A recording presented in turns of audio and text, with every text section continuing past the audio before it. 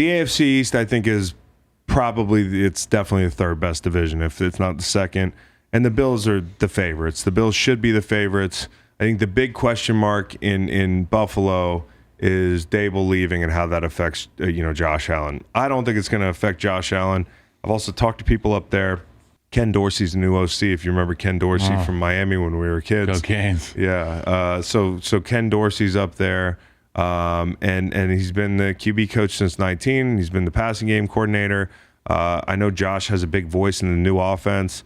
I also know that the terminology hasn't really changed, supposedly. So they've kept everything the same.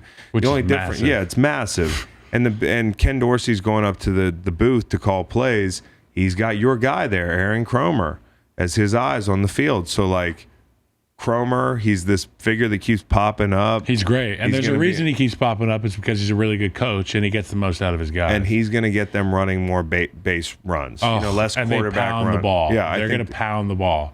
They're going to try to pound the ball. But exactly. Yeah, that's going to be their plan. I promise you, in training camp right now, they're running duo, they're running inside zone, and they're running power. Yep. And Cromer has those guys firing off the ball. So Josh Allen doesn't have to take hits. And that's exactly what he's saying. Yeah. He's saying, you want that big motherfucker to throw the ball. Exactly. You don't need him to be the running back. Exactly. It's fun. When it's time to burn the ships, run Josh Allen. Yes. But we need 18 weeks of, a competent everybody running else. attack.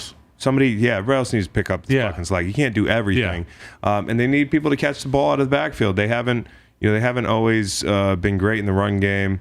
But Josh Allen also needs that dependable check down, and I think that James Cook kid from Georgia's a big swing guy there. So Von Miller, another guy that, think about Buffalo's defense over the years. They've had a lot of young guys with promise and older guys who are good vets but not elite rushers, like Jerry Hughes and Ed Oliver. Oliver's young guy, or Mario Addison, as Reed just mentioned, and then other young guys like the kid from Iowa who some people think they've missed on him, Rousseau. They haven't had a bona fide Hall of Famer take over guy, take over the game guy. Somebody who Kyle, you were talking about earlier, whereas the opposition offensive lineman, they're going to be like, okay, we're going to block their other guys, and then we can help on this guy. Right. Yeah. There's not everybody anybody. do your jobs and be ready to help with John. Right. And that's what they're going to have to think and about. And that's what they've got. They've got a guy that's going to add time to a meeting for offensive linemen. And so that's going to be exciting for them. I mean, they've done all this without these things. They've had no run game. Their pass rush has been good, but they haven't had a game changer back there. They're going to figure it out at corner opposite Trey White, and they've got really good safeties. Tremaine Edmonds, big year for him. He's kind of been on the cusp of being a long-term solution there, but I don't think they're sold. So interesting year for them. I think they're the favorites. I think they're the favorites to win the Super Bowl. I'm going to say that right now. I'm not going to, and that's chalky. But think about it. The road's going to go through Buffalo unless something strange happens. And as you saw last year, if the road goes through Buffalo in the playoffs, they would be totally happy to do that. They will beat the shit out of the Patriots, out of anybody, down in the snow. Just do what they do best up in the cold weather. And they deserve it. Because in that game, in the scenario he just described with that weather, that can be okay, Josh, we're burning the ship. Yeah, now we're burning the ship. Yeah. Fuck it. It's the AFC and the team we play next week is going to be watching this film fuck. All this stuff we got to get ready for. Exactly. And they won't have, they'll have to go back to 2021 to get, the last QB run heavy game plan they had. So I think going away from that is a good thing. Use it when you have to, but don't make it a mainstay for you. I mean, that guy's too valuable. Patriots or Dolphins, second in that division. I've been leaning Dolphins, man. I think you're right to lean that way. Yeah, I mean, I'll say why. Listen, the Patriots have been remarkable for a long time, and I did not bet against the Patriots last year. I bet on them. It was profitable. A lot of people bet against the Patriots. Now it's time to hop off, because there's more questions than I have answers about this team. Do I think they're going to be solid? Absolutely. Bill's the best coach in football history. Mac Jones is a good quarterback.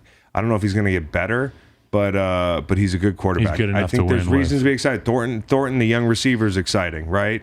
I think maybe they'll figure out what to do with Jonnu Smith. That was a guy that basically they didn't get anything out of in the passing game last year. You got one of the most expensive tight end wide receiver rooms in football, and it's because of the tight ends, and you really didn't maximize that investment last year. So there are things that can improve, but there's so many questions for me offensively. The O-line is kind of unrecognizable to me. David Andrews is the guy, right? He's the dude, but there's a lot of other guys on that offensive line that I don't know much about, right? And that doesn't mean that they're not great, but they don't have Scar, the best coach in O-line coaching history anymore. Like, you got to develop these guys. The play calling duties are shared. That's a problem. Like, you talk to quarterbacks and they're like, wait, there's 3 voices there. The guy's got to listen to Bill and then 2 guys that never coached the position before, never coordinated before. Brian Hoyer is very important in that building. Huge. Brian Hoyer is like going to he's the link between Tom and the quarterback now. He's the institutional memory. Yeah. And he's a guy who could probably coach quarterbacks. Yeah. And, you got Matty P, who was my defensive coordinator, and Joe Judge, who was my special teams coach. Those are the 2 voices, which 2 is not better than 1 voice. 2 voices in his ear. So, like, there's a lot of question marks on offense. Cole Strange, who you've watched play a little bit, do you like him? I like Cole Strange. I think that he is under control. He's not out over his feet. I liked him at the second level. There's some stuff that he didn't seem too explosive to me, but you don't have to be You don't have to be very explosive. Put your hips in the right place. Just move people, and he does that. Yeah. I mean, so far so good. I mean, I didn't see anything that concerned me. I was like, fuck. If this guy shows warts like early in preseason, this is going to be tough because everybody considered it like a massive reach, like a historic reach, and they got him like this is going to be one of those picks that they're going to talk about either way. Yep. For years to come in New England, and Bill's been under fire for how he's drafted. So that's a big one. And then, the strength of the defense is kind of like the teeth of that thing. Like those guys inside, Barmore is fun to watch. Gottschalk is really solid. Judon had a big year last night. Gottschalk's a tough guy to play against. Yeah, right? Yeah. It's a I big played against him in Miami. Yeah. And I don't know if it was because it was 103 that day, but it might have been a little. He was talking that shit, boy. He was talking that shit. I was like, stop talking to me. Yeah. I was like, I'm so hot right now. Yeah. Yeah. Gottschalk, he almost gave Kyle heat stroke. He's good in the run game. Physical player. Him and Barmore. And if you notice, like, they're going to be well coached. They're going to try to run the football. And they're going to stop the run. They're going to do their best to do those core things and stay in football games and muddy it up. But they are not a spectacular football team. You've got concerns in the secondary. I mean, Malcolm Butler, who they brought back. How about this? I feel bad for Malcolm Butler. You bring him back. The last thing that happened is he get benched in the Super Bowl. Then he comes back, takes the leap of faith, tears his ACL in camp. So now you got to pull John Jones out of the slot to play more corner along with Jalen Mills. I don't know what's going to happen at corner. John Jones is a big swing guy. He's one of the best young football players I've been around as far as like doing his job, being professional, and has done really good nickel work for them. But now he's going to be asked to do a lot of stuff. And this is one of those week 12 problems that we should be talking about. Yeah, we're talking about it in preseason. Not right now. So Judon, he cooled last year late in the season. So can he stay consistent? Because they don't have a ton of non-manufactured pass rush, like where guys are just winning. And then the biggest thing for me is this. Dante Hightower defensively, he's not there. That is a totally different room. Dante Hightower is the best leader I've been around on the defensive side of the football, and maybe the best leader I've played with in football. Like when it comes to just what a leader's supposed to be, the things the leader's supposed to say, the standard the leader's supposed to hold other people to, the way the leader plays to back that standard up. Yeah. He had the whole package, man. Yep. So you're replacing that guy. And Juwan Bentley's got big shoes to fill. Make no bones about it. So a lot of pressure on him. So a lot of questions there. And in Miami, I feel like the big question is Tua the guy? Like, that's it. If Tua's the guy, this is a good football team. I'm not saying they're going to win the Super Bowl because I'm going to have a Tua tattoo. I said if Tua wins the Super Bowl in Miami, I'm going to get a tattoo. I'll put him right next to Ken Flagel. Tua time. It'll be Tua and Ken Flagel. Love that. Yeah. Somebody's going to be like, who are those dead guys on your ribs? No, they're not dead. I haven't been to prison. They're just Tua Tagovailoa and Ken Flagel. Yep. But Tua, he's got all the weapons around him, right? The offensive line, although they've invested in it, I'm kind of worried about Armstead's health. I mean, he hasn't been consistently healthy. Connor Williams came from Dallas. I mean, you have penalty flags all over the field, right? And at wideout though, you already had Waddle. You got Tyreek Hill, Gesicki. It's exciting. You got good, solid backs. He's trying to set that thing. That's going to be must-see TV. It is. It's going to be Yaktery, dude. Good, bad, or indifferent. It'll be Yaktery. And we've been pumping Tua all camp. So, like, I don't know if it's just become this much of an inside joke among football fans. Like, does he throw the deep ball? Does he not throw the deep ball? I've played a part in that whole thing. But, like, they've been posting a lot of deep balls. Like, my man has been throwing the ball deep. I mean, you know that offense is going to be more open for this kid. You know he's going to be more confident, because confidence, how could you have confidence when they brought Tom Brady to the marina? Yeah. They said that, you know, they did that in private. They bench you for Ryan Fitzpatrick. You know, like, people love Fitz. People love Fitz. It's just been like tough for him. And I think he's a solid quarterback. But what you're wondering if you're the Dolphins, is he a guy who can go win you playoff games? And I think we'll find that out this year. Because if they're not good, that's a bad deal. Yeah. They've got talent. They really do. On the defensive side of the football, they got 2 rushers. They got 2 corners. They got, you know, all types of players, man. And I don't know if losing B-Flow is going to – that's the trade-off, is like losing B-Flow, you slip a little defensively, but you gain the offensive aptitude with Mike McDaniel, who like has been very popular and by all accounts well-liked, but it's a different deal. Like, he's so well-liked, I worry about him as a head coach.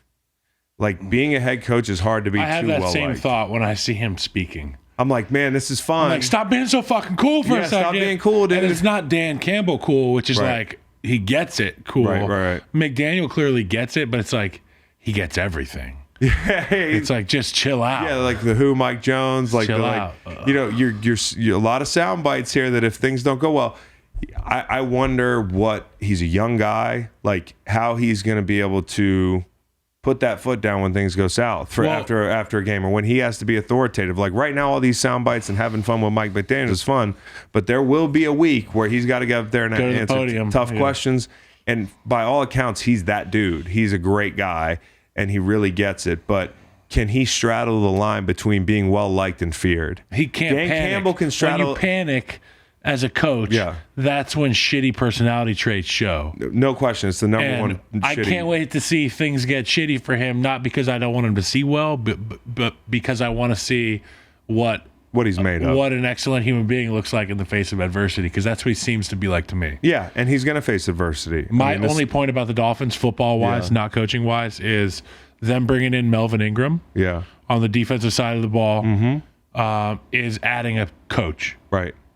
That's a big deal. Is adding a strength coach, because he's the guy that's like, hey, Kyle, we're going to go get these sets in. Like after practice, when everybody else left the building, it's me and him in there playing basketball. Yeah. When we're done playing basketball, he's like, do you want to go get some sets in? Yeah. Or do you want to go get some reps in on bench or squat? That's what that guy is. And there's guys like that all over the league that help the team that you don't realize are helping in more ways. And made some plays last year. And made fucking plays. That's the thing, knowing when to make those plays too. Like old guys know that. And big situation, we need a Bill Rush. I'm gonna put my foot in the ground and I'm gonna let's go get it. And Melvin Ingram is that kind of guy. So I mean, seems to be a great teammate. That's gonna help down there. The Jets, I alluded to this earlier. They got some good fantasy football players on that Jets team. All right, not to be dismissive of that team, but I don't know. I just don't. You know, the quarterback, I don't even have tape on him in preseason because he's hurt.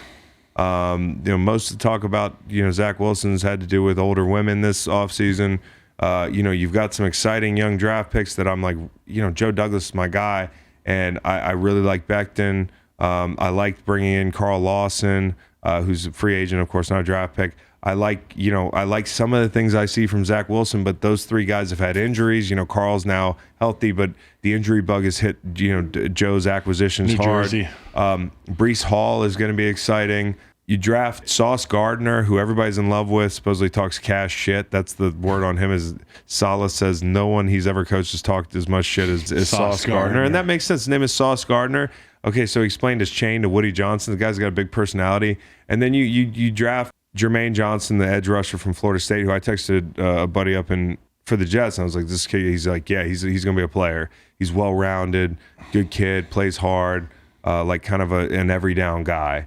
which are becoming more and more rare in the NFL. So good to hear that at least one of them, you feel good about. You've got a lot to be excited about that. You bring in Conklin. There's a lot of young, exciting skill players. So I'm excited to watch them, but I don't know what to expect. They could be dominant in 5 years. Like, who knows? 4 years. You could be the first one to hop on that train. You want to? Jets, let's fly. 2026, Jets, Super Bowl. But there's a lot of question marks, and they're not going to finish first in that division. Yeah. Listen to the full podcast on Spotify, Apple Podcasts, and other podcast streaming platforms. Wherever you want to get the podcast, you can get the podcast. Pretty simple. New episodes every Monday, Wednesday, and Friday. Don't forget to like and subscribe for more content. Podcasts get pretty wild. This is real tame.